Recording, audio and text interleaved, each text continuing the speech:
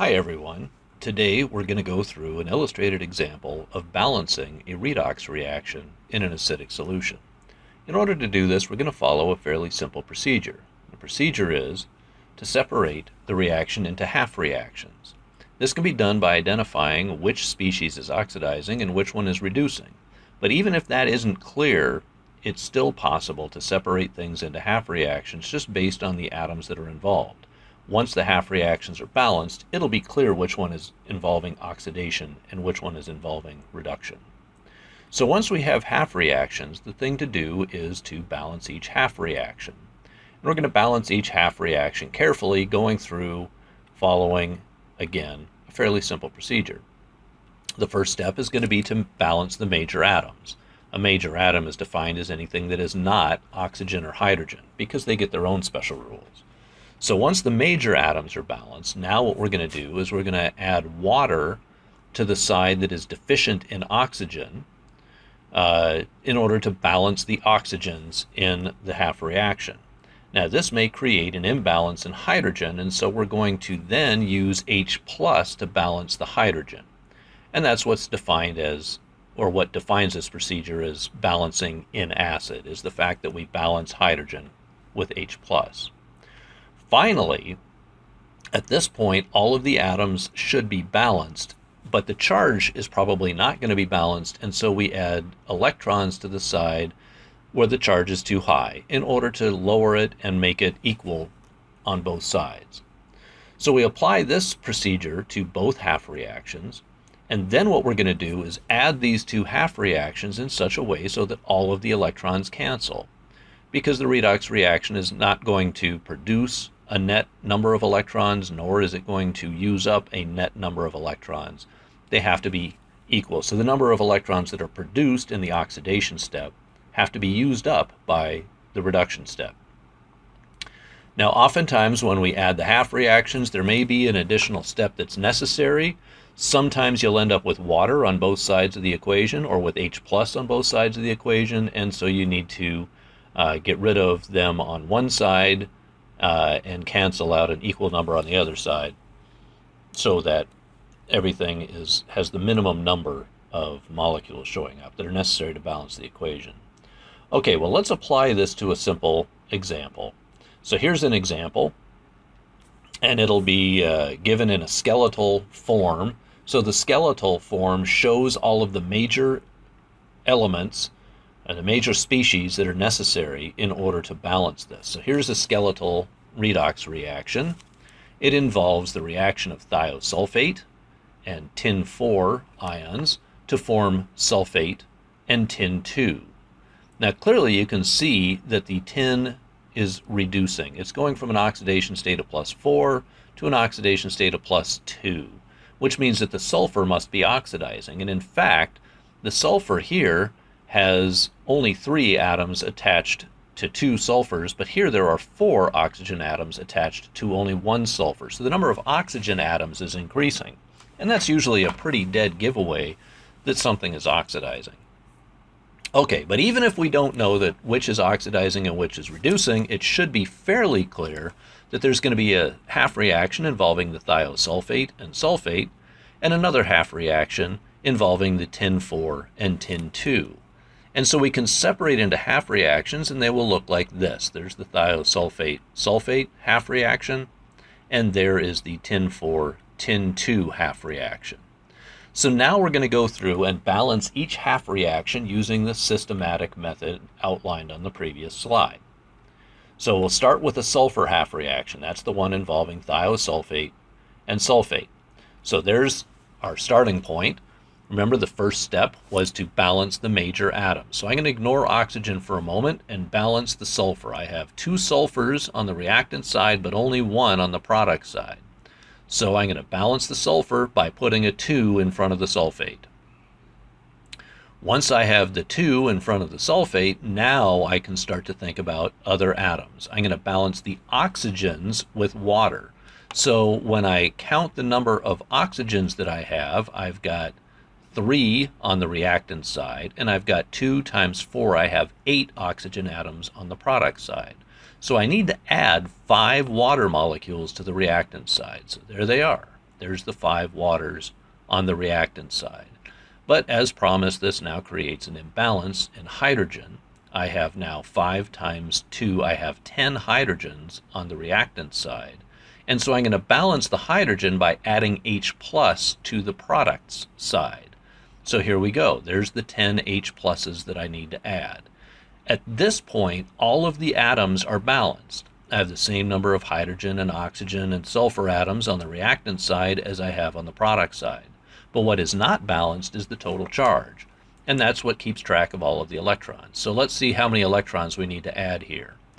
On the reactant side, I have 5 times 0 for water for the total charge, plus 2 minus from the thiosulfate. So I have a total of 2 minus on the reactant side.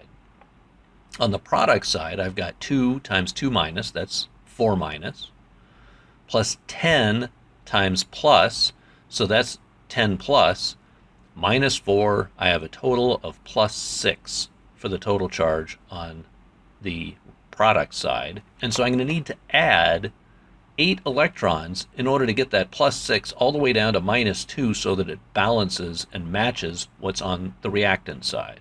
So I'm going to balance the charge by adding electrons, and I'm going to add 8 electrons here so that the total charge, if I add up all of the charges for all of the particles here, is equal to the total charge on this side.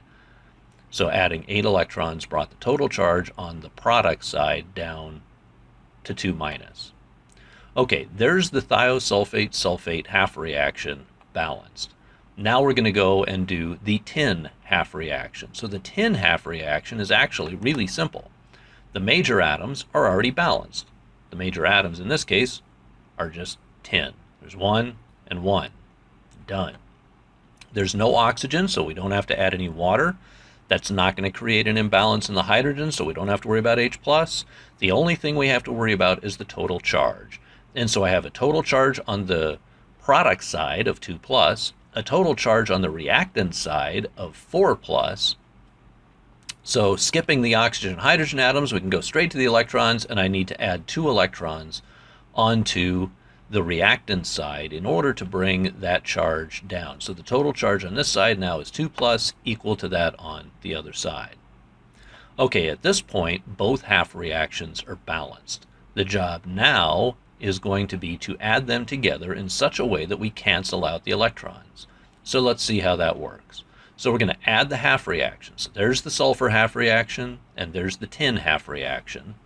The sulfur half reaction, each time it runs, it produces 8 electrons. But each time the tin reaction runs, it only uses up 2.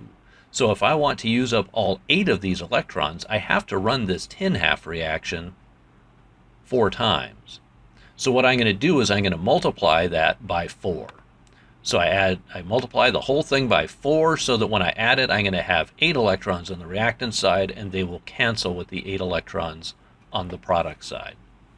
Incidentally, it should be clear at this point that the sulfur half reaction involves oxidation, since oxidation is the loss of electrons.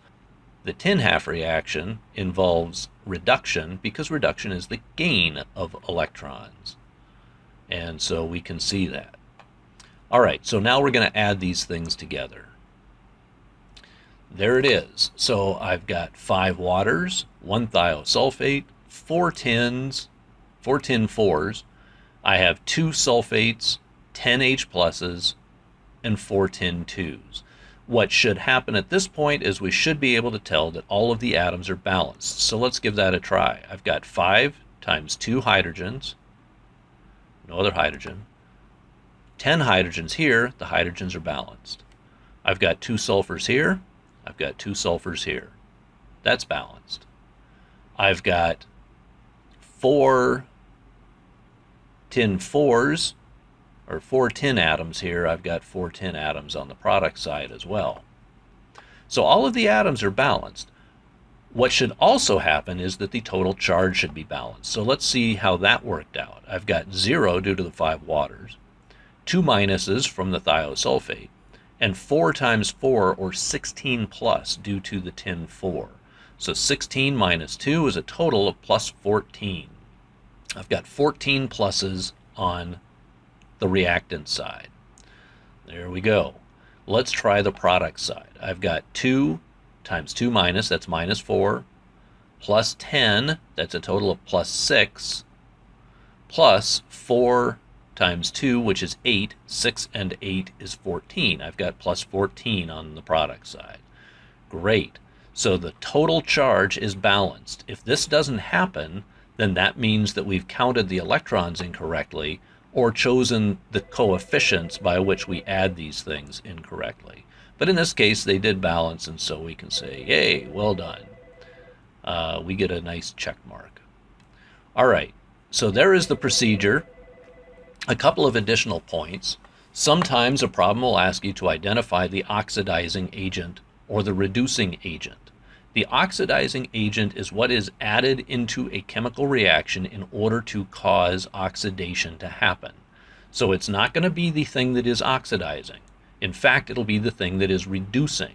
In this case, that would be the tin-4 ions. Tin-4 ions were added so that the sulfur in thiosulfate would oxidize to form sulfate. And in that process, the tin-4 reduces to tin-2. Similarly, if a question asks you what is the reducing agent, that would be the compound that is added to cause reduction to happen. So it's not going to be the tin because tin is reducing. It's going to be the agent that was added to cause tin to reduce, and that would be thiosulfate. So I hope that this is helpful and that you will have an easy time balancing redox reactions, and good luck to you in that process.